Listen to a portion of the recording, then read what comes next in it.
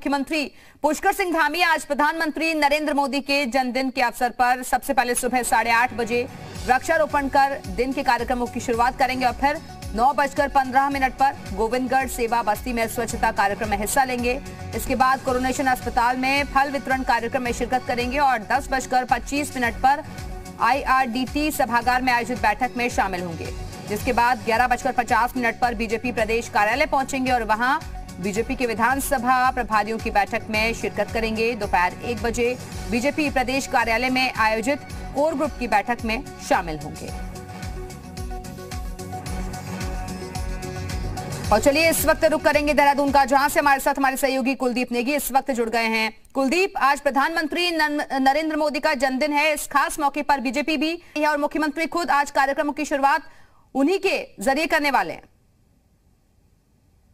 देखिए, बिल्कुल बीजेपी के लिहाज से आज का दिन काफी खास है। प्रधानमंत्री नरेंद्र मोदी का आज जन्मदिन है और इसके लिए बीजेपी ने, चाहे युवा मोर्चा की बात कर ले, मेन स्ट्रीम बॉडी की बात कर ले, सभी ने अलग अलग कार्यक्रम तय किए हैं।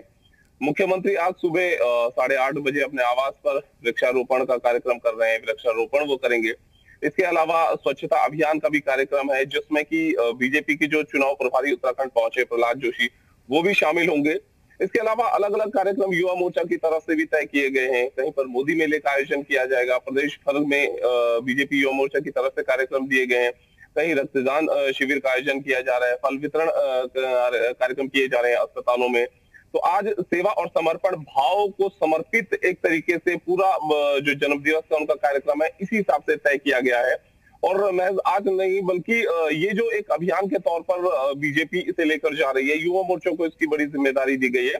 7 अक्टूबर तक अलग अलग कार्यक्रम चलेंगे, अलग अलग आयोजन किए जाएंगे। तो आज शुरुआत जो की जा रही है, मुख्यमंत्री अपने आवास से वृक्षारोपण के जरिए करेंगे और इसके अलावा और भी कई स्वच्छता सेवा से जुड़े कार्यक्रम है, जिसमें कि बीजेपी युवा मोर्चा प्रतिभाग करेगा।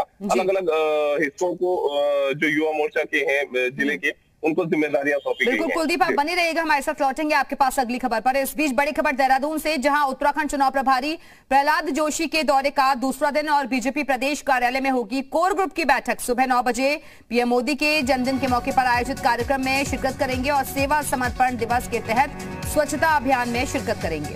कोरोनेशन अस्पताल में फल वितरण कार्यक्रम है और बीजेपी प्रदेश कार्यालय पर चुनाव प्रभारियों की बैठक में भी शामिल होंगे। सुबह 11:50 पर बीजेपी प्रदेश कार्यालय में प्रेस कॉन्फ्रेंस करेंगे। दोपहर 1 बजे बीजेपी प्रदेश कार्यालय में कोर ग्रुप की बैठक होगी। और हमारे साथ हमारे सहयोगी कुलदीप नेगी देहरादून से लगातार जुड़े हुए हैं। कुलदीप, आज प्रदेश चुनाव प्रभारी जो पहुंचे हुए हैं, उनके दौरे का दूसरा दिन है। किस तरीके से पूरा कार्यक्रम रहने वाला है, क्योंकि आज भी ये कहें कि बैठकों का दौर, कार्यक्रम चलते रहेंगे? देखिए, बिल्कुल अगर पार्टी संगठन के लिहाज से बात करें तो 2 महत्वपूर्ण बैठकें हैं। पहली बैठक विधानसभा के जो प्रभारी हैं उनके साथ में बैठक होगी और दूसरी जो बैठक है वो बीजेपी कोर ग्रुप की बैठक होगी। इससे पहले कोर ग्रुप की बैठक से पहले मीडिया इंटरेक्शन होगा, प्रेस कॉन्फ्रेंस उनकी होगी और 2 दिनों तक पार्टी संगठन की बैठक में क्या कुछ उन्होंने देखा है, क्योंकि चुनाव प्रभारी जब उत्तराखंड आए हैं तो लाजमी है कि उत्तराखंड के चुनाव की तैयारियों को और धार देने की उन्होंने कोशिश की है। कल जो बैठकों का दौर चला, जिसमें कि पदाधिकारी मौजूद रहे, इसके अलावा छोटी टोली बैठक रही, जिसमें कि बहुत ही सीमित संख्या में जो सीनियर लीडर थे प्रदेश बीजेपी के, वो उस टोली बैठक में रहे। उस बैठक से पहले बीजेपी की जो मीडिया विंग है उनकी बैठक चली। सोशल मीडिया की किस तरीके से अब बीजेपी को आगे जाना है, किस तरीके से अपने चुनावी प्रचार को धार देनी है और खासतौर से विपक्ष के जो भी आरोप है उन्हें सोशल मीडिया के जरिए किस तरीके से पलटवार करना है, तमाम सारे दिशा निर्देश कहें या टिप्स कहें, विपक्षी दल है उनकी तरफ से जो आरोप लगाए जाते हैं उनका किस तरीके से जवाब देना है, ये भी टिप्स बताए जा रहे हैं। लेकिन कुलदीप, ये कहें कि साफ तौर पर फोकस अब उन इलाकों पर है जहां पर बीजेपी की पिछले चुनावों में स्थिति कमजोर रही। देखिए, पार्टी सोर्सेस का कहना है कि हाल ही में बीजेपी की तरफ से एक इंटरनल सर्वे भी करवाया गया था और इस इंटरनल सर्वे में बहुत से विधायक अपनी सीटों पर कमजोर आके गए हैं। ऐसे में पार्टी के सामने ये चिंता की बात भी है, चुनाव में ज्यादा वक्त नहीं है और इस बार जो बीजेपी का लक्ष्य है वो 60 पार का लक्ष्य लेकर चल रही है। पिछली बार 57 सीटें आई, इस बार उन सीटों को बढ़ाना है, लेकिन कैसे वो सीटें बढ़ेंगी जब कुछ विधायक अपनी सीटों पर कमजोर है। तो उसके लिए पूरी स्ट्रेटेजी तैयार की जा रही है। बिल्कुल, ये भी तो हो 60 प्लस सकता का है कि टारगेट जिन लेकर सीटों बीजेपी पर चल रही है, प्रतिबंध- लेकिन कैसे ये मुमकिन हो पाएगा, इसको लेकर ही आगे की रणनीति तैयार की जा रही है। बहुत बहुत शुक्रिया आपका कुलदीप नेगी।